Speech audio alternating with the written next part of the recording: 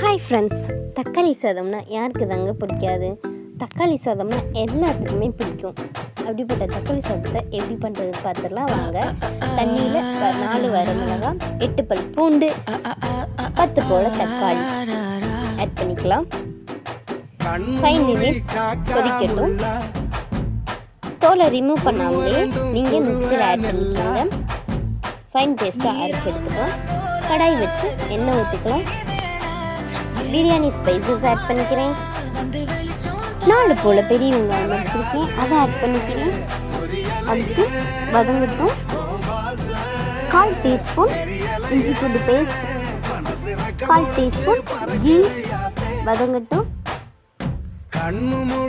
அரைச்சி வச்சிருக்க paste add பண்ணிக்கலாம். ஒரு வதக்கலாம். உப்பு ஆட் பண்ணிக்கலாம்.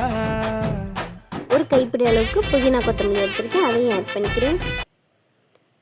ஒரு கிளறி விட்டுக்கலாம். கொஞ்சம் வதங்கட்டும். வதங்கினோடனே நம்ம தண்ணி ஊற்றிக்கலாம். தண்ணி எப்படி ஆட் பண்ணுறதுன்னா, 1 கப் அரிசிக்கு 2 கப்பு தண்ணி. அப்போ நான் அரைப்படி அரிசி எடுத்தேன், அதனால் 2 கப்பு தண்ணி ஊற்றிக்கிறேன். ஆட் பண்ணிவிட்டு மிளகாப்பொடி ஆட் பண்ணிக்கலாம். தண்ணி கொதிச்சோடனே அரிசி ஆட் பண்ணிக்கலாம். ஒரு கிளறிக்கங்க. உப்பெல்லாம் கரெக்டாக இருக்கான்னு செக் பண்ணிவிட்டு லிட் போட்டு க்ளோஸ் பண்ணிக்கோங்க. 5 நிமிட்ஸ் கொதிக்கட்டும். அப்புறம் லெமன் பிழிஞ்சிக்கலாம். தண்ணியெல்லாம் நல்லா சுண்டட்டும். தம் எப்படி போடுறதுன்னா, சிம்மில் வச்சுட்டு 10 நிமிஷம் லோ ஃப்ளேமில் இருக்கட்டும். இப்போ திறந்து பாருங்கள், ரொம்ப சூப்பரான தக்காளி சாதம் ரெடி.